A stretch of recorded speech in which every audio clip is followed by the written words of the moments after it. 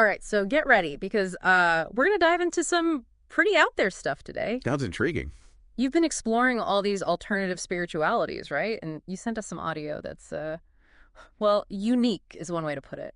It definitely, yeah, it stood out. So this guy, this self-proclaimed healer, he's all about clearing negative energy and entities, Okay. but he gets really specific about the entities he's talking about. Like what? Reptilians and Archons. Oh, wow. But here's the thing. His methods sound a lot like coding. Coding. Really? Yeah, like setting things to true or false kind of reminds me of, programming or something. Oh, that's a new one. He even throws in this tool he calls the source of rapture. The source of rapture. Have you ever come across anything like this before? I mean, it's got this blend of new age and like conspiracy theory stuff, but that tech twist is definitely not typical. Yeah, that's what really caught my attention too. What I find fascinating is he's not just repeating the usual reptilian theories, the ones about them controlling politicians and stuff. He's focusing on their spiritual impact, especially how they feed off this looch energy. Looch. Yeah, that's what he calls it. Okay, so it's like he's taken this modern anxiety we have around technology and control and turned it into a spiritual narrative. Right, it's like he's saying, hey, be afraid of reptilians, but not just because they're pulling the strings behind the scenes, but because they're messing with your energy. Do you think he's doing this intentionally, or is it possible he's drawing on existing traditions in a way we're just not getting? That's a great question, honestly. Because the language he uses, it's so tech-heavy, like reptilian grids and Archon firmaments that need to be set to false. It definitely makes you think of hacking or programming or something like that. Right, exactly. But to be fair, the idea of spiritual entities feeding off negative energy isn't new. Yeah, like energy vampires. Exactly. That's a perfect example. So this Looch, it's kind of like that, but within his specific framework. It seems that way. Yeah, it's the fuel that these reptilians and Archons supposedly need to survive. And he talks about protecting yourself from this Looch, right? Oh, yeah. He's got all these techniques for clearing and protecting yourself. He talks about connecting your intent to your source so it can act autonomously like an immune system. Like you could program your own spiritual defenses. Exactly. It's pretty wild. He even claims that reptilians see humanity as one consciousness, which makes us super vulnerable to their manipulation. Wait, so he's saying they're not just going after individuals? Nope, he's saying they're targeting all of humanity at once through this collective consciousness. Wow. Okay, that's a whole other level of scary. It is kind of creepy, right? It's like he took this idea of collective consciousness, which is usually seen as a good thing, this interconnectedness, and flipped it to show how it can be used against us. It's like a hive mind situation, but not in a good way. Definitely not in a good way. That part really threw me for a loop.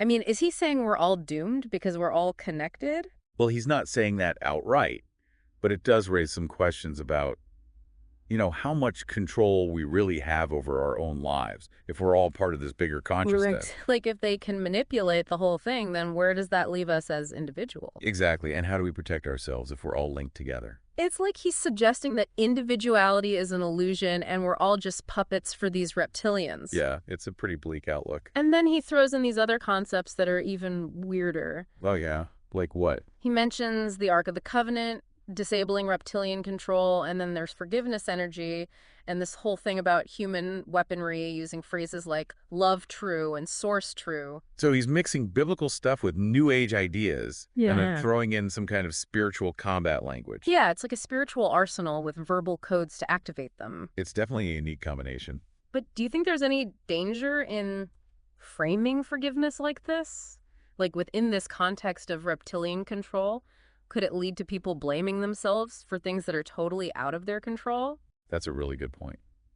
Forgiveness is usually about letting go of anger and resentment. But if you're constantly worried about reptilians feeding off your negative energy, you might end up feeling like it's your fault if you're not feeling 100% positive all the time. Exactly. It could create this pressure to be happy and forgiving all the time, which isn't realistic. Right, because sometimes bad things happen, and it's not your fault, and it's okay to feel angry or sad about it. Exactly. And suppressing those feelings could actually be more harmful in the long run. So we've got reptilians feeding off Lutch, this need to set our Archon firmament to false, and a spiritual toolkit with love true, and a sprinkle of the Ark of the Covenant. It's a lot to take in. It is. Where do we even start to unpack all of this? Well, I think the key is to look at the bigger picture. Yeah. What's the overall narrative he's trying to create here? Yeah. Well, I think to understand this guy, We got to look at his story. Like, what's the problem and what's the solution? That's kind of like spiritual self-help, but for the digital age. Yeah, exactly. He's taking these old ideas and making them sound all techy and modern, like something people who are into tech would get. And tapping into that fear of the unknown. Right, like those unseen forces that might be controlling us.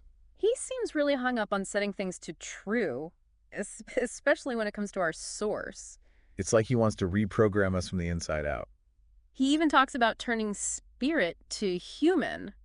What do you think he means by that? That's where things get a little fuzzy. Yeah. He's saying that by connecting our spirit with the human part, we become stronger, less easy to manipulate. But what does that even mean? Right. Is he saying we should, like, ignore our spiritual side? He doesn't really say, does he? Nope. It's almost like he thinks those two things are fighting each other. You know, spiritual versus human. It's an interesting take on that whole mind-body connection thing. Yeah, that's been around forever. The idea that being spiritual means rejecting the physical world. But this guy, he's saying we need to combine them somehow. Make it practical. Embodied spirituality or something like that. But he doesn't really give us any instructions on how to do that. That's true. It's all very theoretical. He throws out these terms like firmament true and aura true. But no real explanation. It's like a secret language. Yeah, only for the initiated. Okay, but let's go back to the source for a sec. It seems like that's the core of his whole system. It's like the magic bullet. So what do you think he means by source? Well, it depends who you ask. Yeah. I mean, different spiritual traditions have different ideas about what that means. You're right. But for this guy, it seems like it's this well of power and wisdom that we all have inside us. It's like our own personal guardian angel. Yeah, or like an inner guru guiding us and protecting us. But he also says it needs to be autonomous, like we have to give it permission to act on our behalf. We got to activate it. It's not just sitting there waiting to help us. I guess switch it on. So how do we do that? Well, he mentions connecting our intent to our source. But how? He doesn't say. That's kind of frustrating, isn't it? It is a bit. Yeah, it's like he's showing us his amazing treasure, but he's not giving us the map. Maybe he doesn't know himself. Maybe. Or maybe he wants us to figure it out on our own. It's possible. I mean, some teachers believe that the real learning comes from the searching. The journey, not the destination. Exactly. But regardless of why he's being so vague, people are listening. Oh, yeah, they're definitely buying what he's selling. That's like he's hit a nerve. There's this hunger for spiritual guidance, even if it's weird and out there. Totally. People want answers. They want to feel like they have some control in a world that feels increasingly chaotic. And he's offering that sense of control. But is it real control or is it just another illusion? That's the big question, isn't it? Yeah, I guess that's the tough part, right? Figuring out what's real and what's not, what resonates with us and what's just noise. He kind of talks about that, actually. Oh, yeah. Like, remember all that stuff about forgiveness and love true? Uh-huh. It's almost like those are his litmus tests, you know? Like, if something makes you feel more loving and forgiving, then it's probably good. It's in line with your true self. And if it makes you feel like judging people and being afraid, then it's probably not so good. It's probably a distortion of the truth. So it's like we have this internal compass. Exactly. But we got to learn to trust it. Right, because that's part of the battle. This whole spiritual warfare thing. Yeah, it's not about fighting demons and monsters out there. It's about fighting the demons inside us. The doubt, the fear, all that stuff that keeps us stuck. Which brings us back to the Merkaba. Oh, yeah, he loved talking about that. Just symbol of consciousness. Right. He made it sound like it was the key to like winning this inner battle. He didn't say that directly, but he hinted at it. yeah, he definitely sees the Merkaba as this higher level of consciousness, like a way to become more aware and powerful. Remember, he called it one of the 3 big pillars of humanity love source and the Yeah. Merkaba. Exactly. So maybe he thinks they all work together. Like, you need all 3 to reach your full potential. So if we can tap into that love, connect with our source, and activate this Merkaba energy field, We can break free. transcend the limits of reality, become immune to all the manipulation. It's a pretty powerful vision. It is, but it's also kind of overwhelming. Yeah, it's a lot to process. Like, if I start chanting firmament true, am I going to suddenly sprout angel wings and fly away from the reptilians? Probably not. Okay, good to know. But maybe that's not the point. What do you mean? Maybe it's not about literal wings and flying away, But changing your perspective, okay, seeing the world differently. not from a place of fear.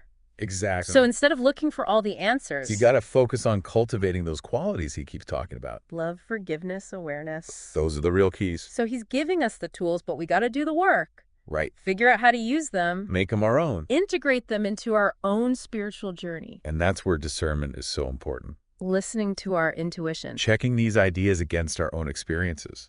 and figuring out what's true for us. Exactly. Okay, so we spent this whole deep dive exploring this guy's unique worldview. New Age meets conspiracy theory. With all this cryptic language and these big promises, And we've gone deep into these concepts like Luch and Source and the Merkaba, we've talked about the good and the bad of his approach. the potential benefits and the potential dangers. So what's your takeaway from all of this?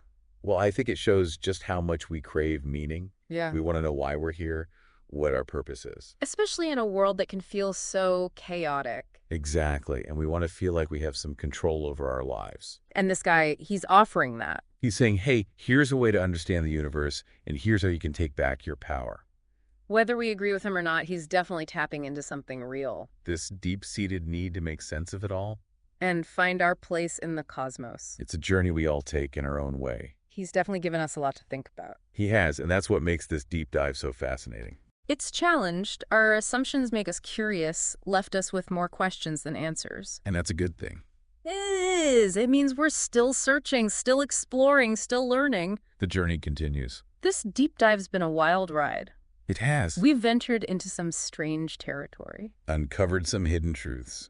And maybe even discovered a few things about ourselves along the way. Who knows what we'll find next? So what resonated with you? What questions are you left with? This deep dive was just the beginning. The exploration continues.